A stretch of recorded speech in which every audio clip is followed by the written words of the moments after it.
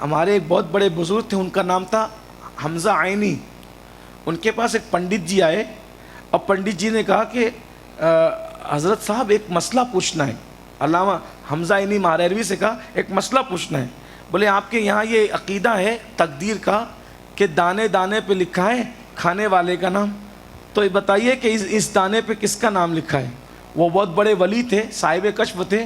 उन्होंने कहा पंडित जी ये जो चावल के दाने हैं ना, इन पर काशगंज में, मारेरा शिव के करीब एक छोटा सा गांव है, काशगंज में एक पीपल का दरख्त है, उस पर हंस का जोड़ा रहता है, ये उनके मुकद्दर में लिखा हुआ है।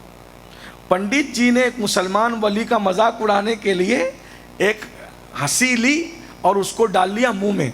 ये सच्चा वाक़या है। आजकल पढ़े लिखे लड़के इन सब चीज़ों का भी मजाक उड़ाते हैं, लेकिन हम लोग रूहानियत से ताल्लुक़ रखते हैं, हम इस पर ईमान रखते हैं, क्योंकि अल्लाह अपने दोस्तों को बहुत नवाजता है। तो बहरहाल तो उसने मुंह में डाल लिया और हंसने लगा। देखा आपकी तकदीर का अक़ीदा तो ख़त्म ही हो गया। आप कहते थे तकदीर में जो लिखा वही होगा, मैंने तो खा लिया ना उन हंस के हिस्से का रिस्क। उस बुजुर्ग का हमने जो जानते थे, जितना हम जानते थे उतना कह दिया, आप जानो आपका काम जानो। पंडित जी उसको खाकर पेट में दर्द हुआ, इतना इलाज कराया, कोई इलाज काम ना आया। आखिरकार हकीमों ने कहा काशगंज में फ़लाँ हकीम रहता है, उसके घर ले जाओगे तो दवा देगा तो अच्छा हो जाएगा।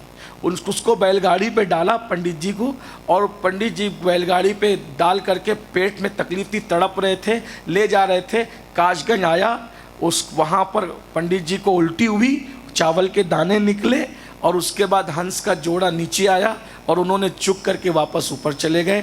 तब पंडित को पता चला कि किसी की तकदीर का दाना कोई नहीं खा सकता, ये इस्लाम का अक़ीदा है। वो वही कलेमा पढ़ के इस्लाम में दाखिल हो गए।